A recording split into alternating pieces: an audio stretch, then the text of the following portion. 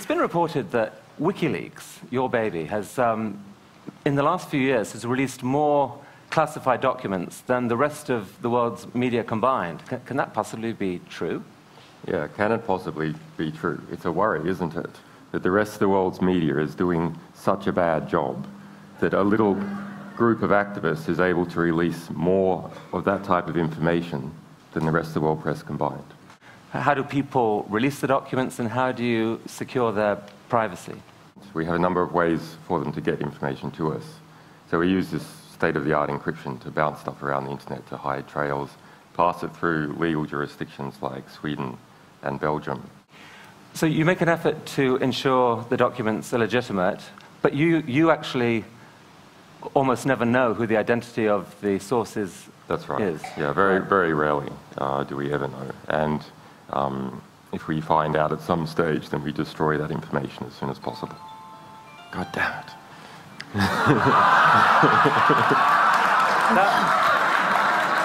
I think that's the CIA asking what the code is for a TED membership. So this was a story in Kenya a few years ago. Can you tell us what you leaked and what happened? So this is the Kroll report. This was a secret intelligence report commissioned by the Kenyan government. Prior to 2004, Kenya was ruled by Daniel Arap Moi for about 18 years. He was a soft dictator of Kenya. And when Kibaki got into power through a coalition of forces that were trying to clean up corruption in Kenya, they commissioned this report, spent about £2 million. And then the government sat on it and used it for political leverage over Moi, who was the richest man, still is the richest man in Kenya. It's the holy grail of Kenyan journalism. So I went there in 2007, and we managed to get hold of this just prior to the national election, December 28. When we released that report, we did so 3 days after the new president, Kibaki, had decided to pal up with the man that he was going to clean out, Daniel Arap Moi. So this report then became a dead albatross around President Kibaki's neck. I mean, to cut a long story short, word of the report leaked into Kenya, not from the official media, but indirectly. And in your opinion, it actually shifted the election. Yeah, so this became front page of The Guardian and was then printed in all the surrounding countries of Kenya, in Tanzania and South African press. And so it came in from the outside. And that, after a couple of days, made the Kenyan press feel safe to talk about it. And it ran for 20 nights straight on Kenyan TV. Shifted the vote by 10%, according to a Kenyan intelligence report, which changed the result of the election. Wow. So your leak really substantially changed the world. Yep.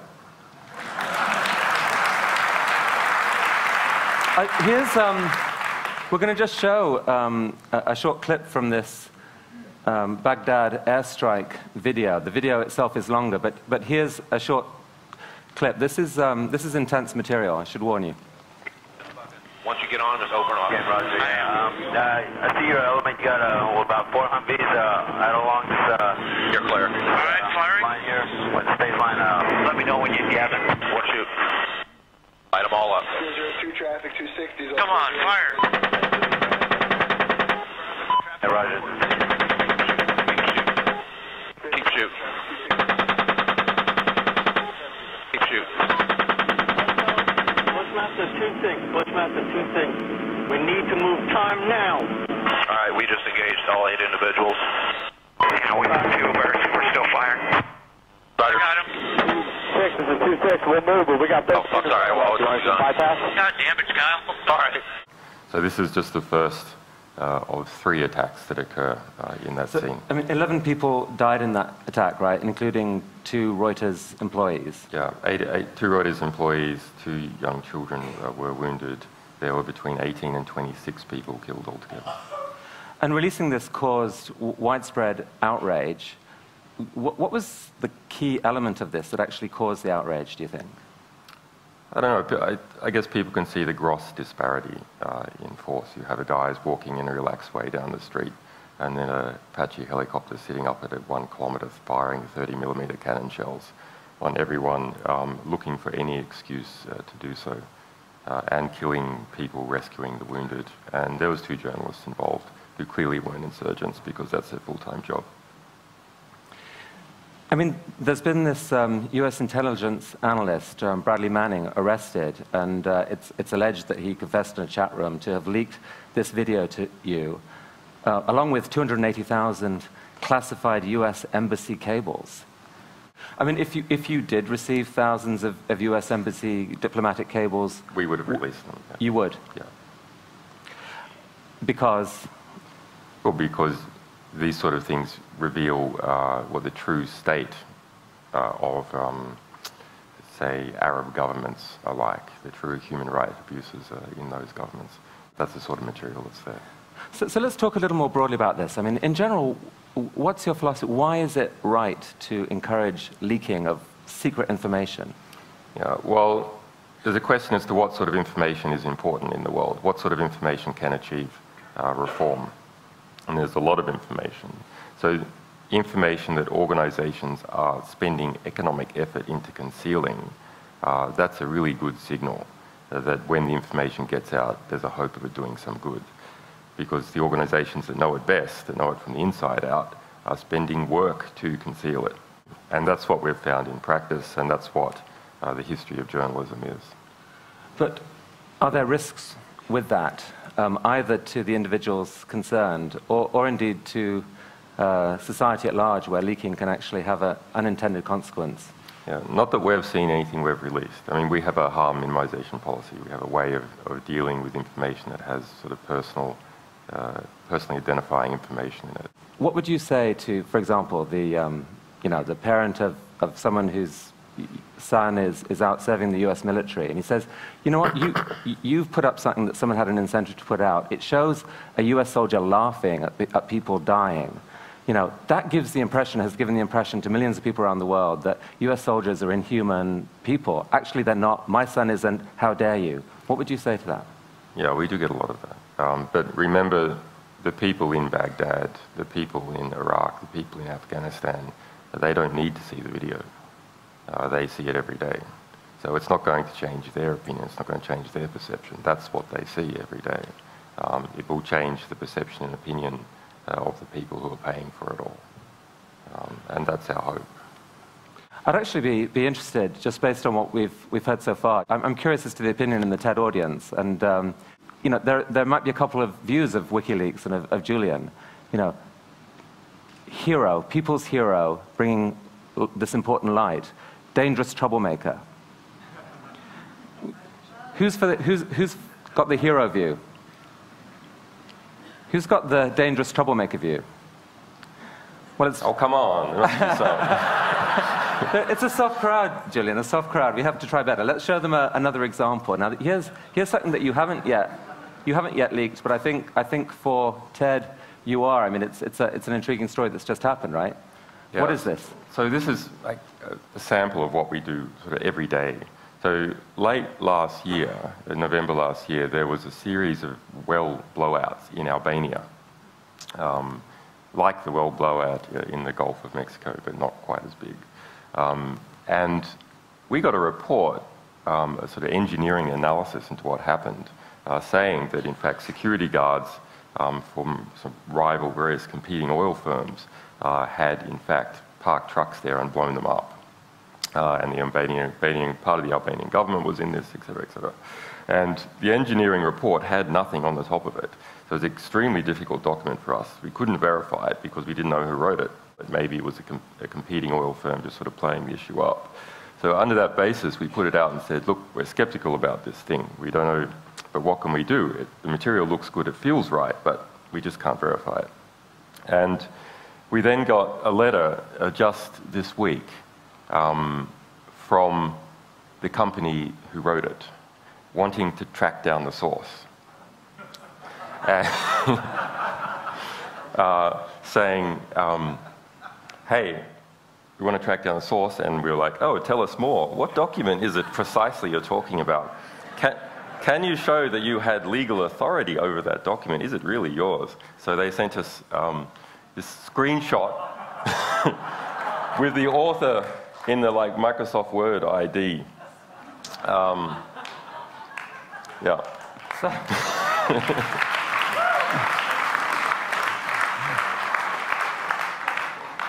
That's happened quite a lot, though. This is like one of our methods of identifying, verifying what material is to try and get these guys to write letters.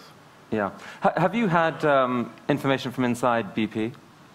Yeah, we have a lot, but I mean, at the moment, we are undergoing sort of serious fundraising and engineering efforts.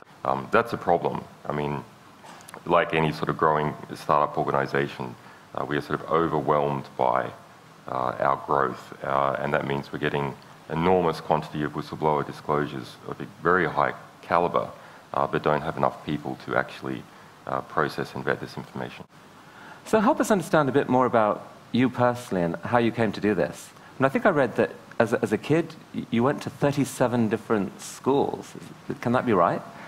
You know, my parents were in the movie business and then on the run from a cult. So the combination between the two. I mean, a psychologist might say that's a recipe for breeding paranoia. What, the movie business? Exactly.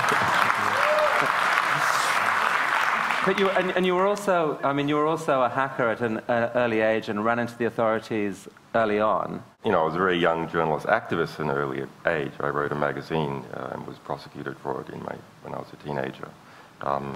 So you have to be careful with hacker. I mean, there's a method that can be deployed for various things. Unfortunately, at the moment, it's mostly deployed by the Russian mafia in order to steal your grandmother's bank accounts.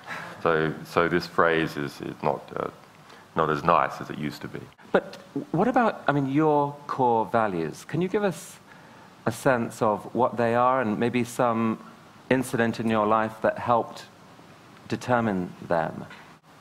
Capable, generous men do not create victims, they nurture victims.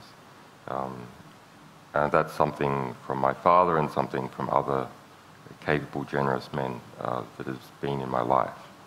Capable, generous men do not create victims, they nurture victims. There is another way of nurturing victims, which is to police perpetrators of crime.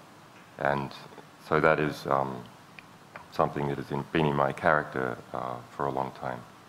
So just tell us very quickly in the last minute that's remaining, what happened in Iceland?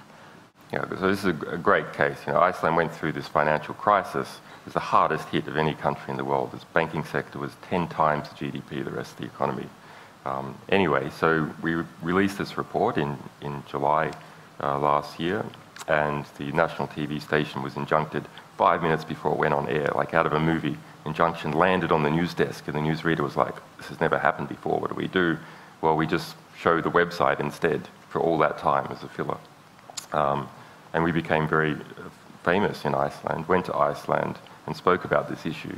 And there was a feeling in the community that should never happen again.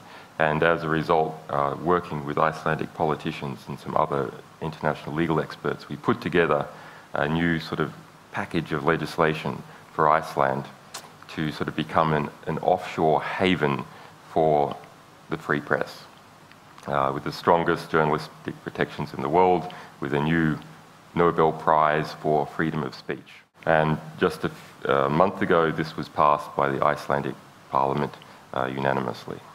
Wow. So, last question, Julian. When you think of the future then, do you think it's more likely to be Big Brother exerting more control, more secrecy, or us watching Big Brother, or it's just all to be played for either way? I'm not sure which way it's going to go. I mean, there's enormous pressures to harmonize freedom of speech legislation and transparency legislation around the world, within the EU, between China, the United States. Which way is it going to go? It's hard to see. That's why it's a very interesting time to be in, because with just a little bit of effort, we can shift it one way or the other.